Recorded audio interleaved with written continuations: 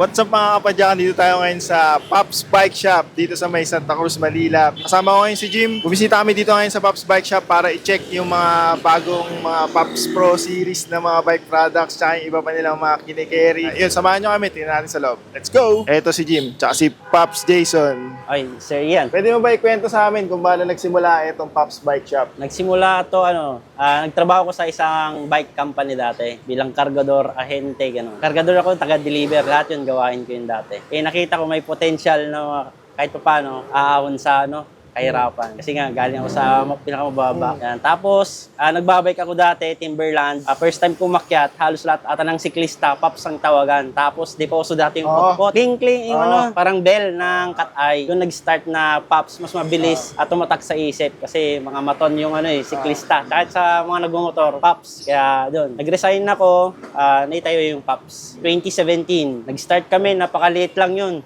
Mga dalawang ganyan lang. Hindi pa dito yung pesto. Hindi, pang-apat na to na pwesto. Palipat-lipat, naghanap ng swerte. Naalala ko dati, nagsisimula ako dun sa pagbablog. Pops din ang tawag ko sa mga video. Oo. Binago ko lang, ginawa ko lang kapadyak. Pops, kasi yun yung uso dati talaga na 2017. Tawag ng mga siklista, 2017 nga yun. Kaya alam ng mga tito yan, mga solid. Tapos doon ko rin na babanggit yung good morning mga Pops, mga kapadyak. Dahil kaya liyaman din. Kasi nag-comment siya sa nasa pangatlong shop namin. Yung maliit pa lang yun. Nag-comment siya dati na kaya sabi ko, malaking vloggers nito nag-comment. Sabi niya, di ka mauubusan ng content dyan, sabi niya. Kaya sabi ko, binisit ko yung mga niya, yan puro kapadyak. Kaya sinali ko na yun sa vlog ko dati. Yung intro ko. Parang bilang lang, di mo nga bilang sa daliri kung ilan lang yung mga bike shop na masipag gumawa ng content sa yan. Yung kanya yung sa niya, sa YouTube. Nag-share si Pops ng mga parang yung mga solution sa mga nagiging problema sa pag-setup ng mga parts. Dun unang lumabas sa akin yung kanya. Nag-start yan kasi nga galing ako sa kargador, pagbabike. Yung naging boss ko dati, ayaw niya makinig na i-improve namin yung pyesa. Kaya yun yung reason kung bakit din ako kumalas sa company na yun. Tapos medyo marunong ako magbuting-ting dati. Yung unang shop, ako nagme-mekaniko, ako rin nagbebenta online, mga meetups ako lahat, lagari ako doon. Tapos maraming newbie dati na nagtatanong para saan yung mga parts, saan yung mga tamang bilhin. Kaya ayun, nag-start ako mag-content. Walang video. Pero ngayon more on naman mga project bike kasi mga project bike naman karamihan ng mga inquiries ngayon sa amin, yung mga parts. Tapos yung mga budget nila. Ngayon yung mga parts, yung mga tawag na to, review, hindi na masyado sa akin kasi nga marami nang gumagawa. Kaya ngayon more on project bike kasi bilan lang tindahan na gumagawa ng mga project bike. At least nagkakaroon din ng idea yung mga gusto mag-build ng mga project bike. Iba kasi yung kategory ng gusto magbuo ng bike tsaka yung may bike na nagbubuting-ting. Iba din yung bibili lang ng buo na.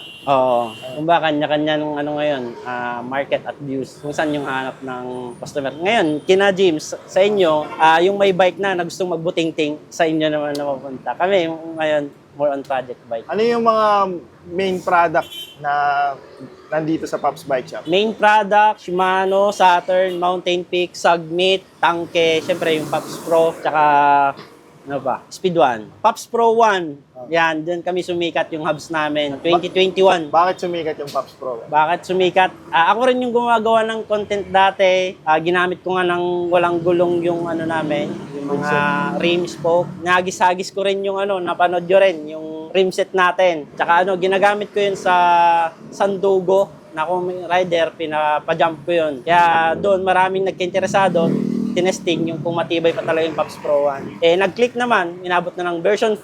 Ngayon, yung version 5 natin sold out. Pops Pro 2, nanganak ng Pops Pro 2, Pops Pro 3 at mga iba't ibang parts. Siyempre, bago ka mag-rebrand, mag-background check ka muna sa company na pinag-rebrandan mo para hindi ka rin masira. Yan, nagpagawa tayo sa mga magagandang brand, katulad sa mga carbon, hubs. Tsaka yung mga iba nating alloy na brand. Bawal kasi tayo magbanggit ng manufacturer kasi marami ding nagpapagawa doon ng nagtatayo ng sariling brand at medyo mataas nila binebenta. Kumbaga, bawal yung pagsasabungin kami na isa lang pagawa. At syempre, ayun din yung lamang natin sa iba kasi mayroon tayong 1-year warranty. Sabi ko sa inyo, galing ako sa pinakamababa na nagkakapalya ang isang item. Sa loob ng wala pang 1 year, nagkakapalya. Nauso din dati yung baguhan pala yung mga Filipino brand. Yan, makapansin nyo o background check nyo, maraming napuputulan ng handlebar. Kaya kami nagbigay ng lifetime warranty. Yan, kahit nasa kalsada lang sila napuputulan ng handlebar,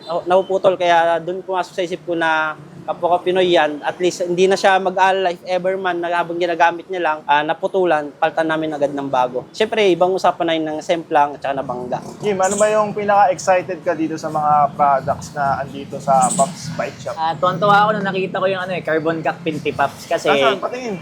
ito, nasa ba yun? Ito, yan.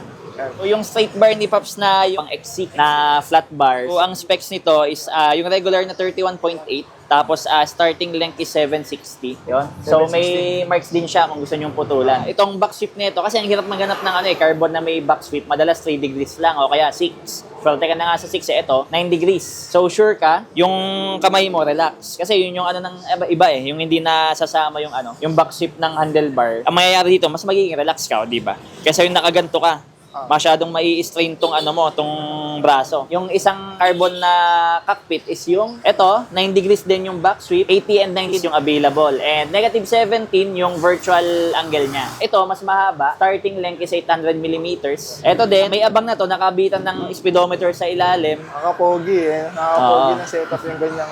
Ang linis kasing tignan pero again, pagdating sa mga integrated, dapat alam mo na yung sukat na gusto mo. Dahil starting niya ay mahaba, madali na siyang putulan up to your desired length. Kung magkakabit ka sa XC bike mo, alin dyan sa dalawa?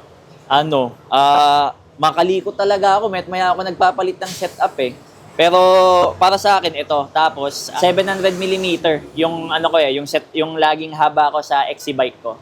Pero ito naman, goods din. Siguro kung sure ka na dun sa gusto mo na setup, ito may re-recommenda natin. Pops Pro 3 na carbon integrated handlebar. Yung rims na yan, ano yung rims na yan? Yon, may bago din sina Pops na labas, tubeless ready na mga rims. Ready. Malinaw na tubeless ready na to. Isa sa palatandaan ng tubeless ready na rims, madalas is itong channel na to. So para siyang may rim lock. Technically, hindi siya rim lock, pero for the sake of it, tawagin na natin rim locks. Para sure na kakapit dito yung rim mo. Itong mismong hawak natin is 29er, pero available din po sa 27. 27.5 and 29er meron. Lahat ng unit is 32 holes and tubeless ready, and ang mga lapad po na available is 28 and 32. Ang inner po ba yun o outer? Outer, 28. Outer 28 to. And 32. Wala pa yung 32? Wala pa. Okay. Yun. So sa ngayon, 28 inner yung available nila, and may paparating pa, sabay-bay lang kayo doon sa 32mm na outer naman. Pang anong use case sakto yung ganyang rim width? Ito mostly XC, tapos kung gusto nyo ng matatabang gulong, mas maganda yung stability pag medyo malapad din yung rim. Pwede ka rin namang kahit manipis yung gulong, magmamalapad ka na rin, basta dapat yung gulong mo ay mas malaki pa rin kaysa dun sa actual outer width ng rim mo. Ang gravel bike. Gravel, kasarapan na to sa gravel. So 28 outer lang siya, so hindi masyadong malapad, hindi rin masyadong manipis. Saka napansin ko, wala siyang eyelet Oo, so yung sa mga ayaw ng eyelet or gusto na mas malinis na look, goods din. And ito yung nagiging problema sa ibang rims Yung sa dugtungan niya, ito saradong-sarado.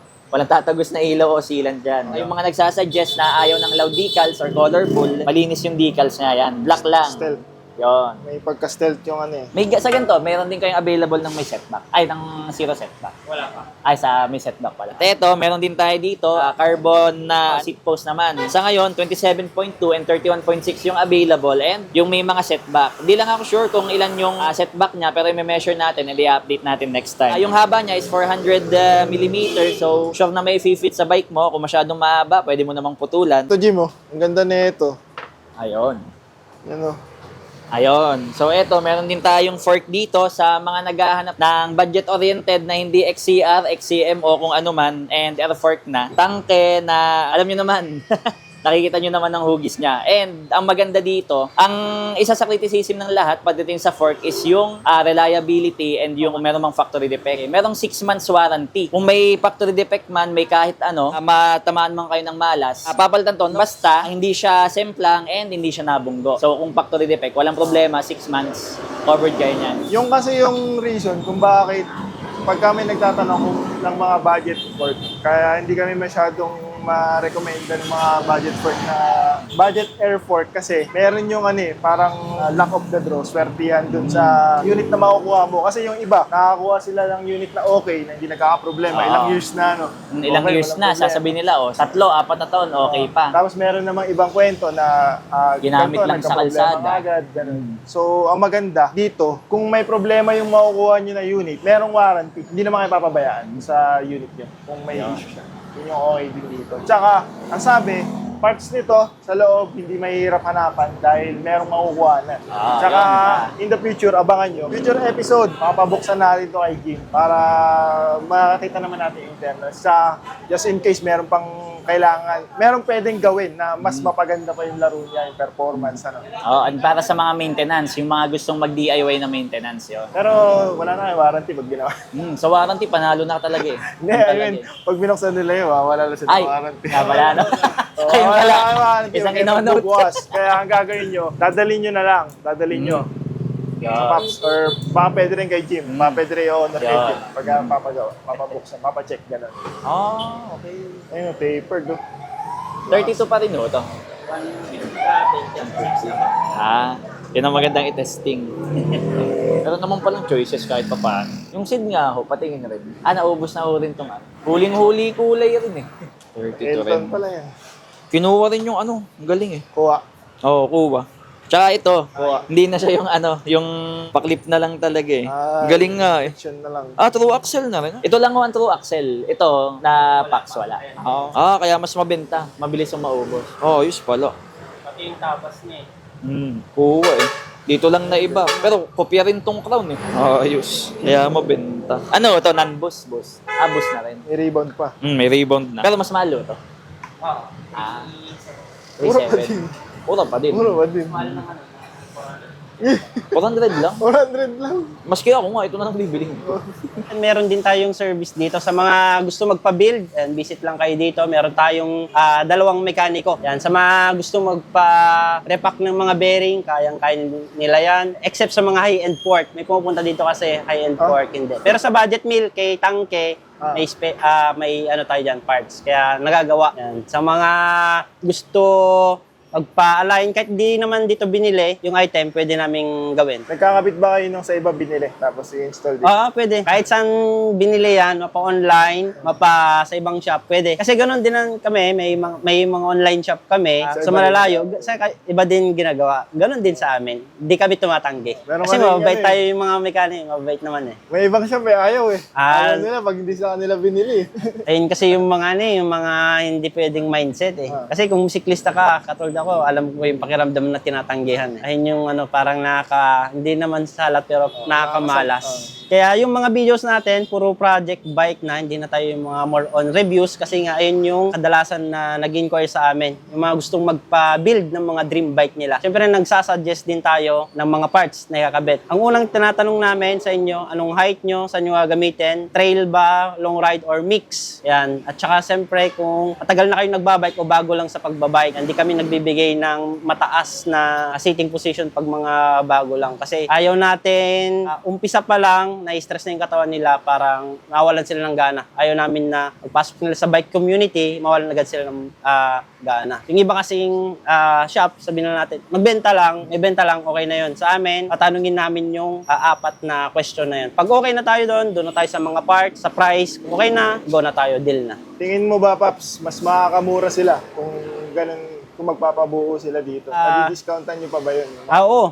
Bigyan ko kayo ng sample quotation. Ito, transparent tayo dito. Ganito yung price list natin. Sa SRP, halos lahat ng mga bike shop, magkakadikit yung presyo. Ayan. Dito kayo may bigla. Pakita Ayan. mo na natin. Ayan, sample tayo. Ito. Sample build. Ito, nakapag-down na to. Kinesis natin. Item. Ayan. Sa mga buy parts, andyan. Meron tayong price list. Yung mga freebies, ito hindi lang to yung nagiging freebies natin, nadadagdagan pa natin, labor. Yung 1-1, knockdown yun, hindi siya naka-rim set. Pag naka-rim set, dadalhin nyo dito, 700. Tapos ito, to grand total, ayan yung discount niya. Okay. Discounted. Meron yan, ito, mag-asawa. Yan. 36, 32, ganyan. Dito lang ako nakakita ng ng shop na napaka-transparent doon sa sigil nila sa mga ganyan. Kahit Kasi naman iba sa ano, ayaw sa mga ipakita. videos natin, nakabanggit yung mga price. Pops, saan ba namin pwedeng i-check yung mga product nyo kung malayo kami dyan? Pwede ba kami mag-order online sa inyo? Oo, pwede. Meron tayo sa page, contact lang kayo doon.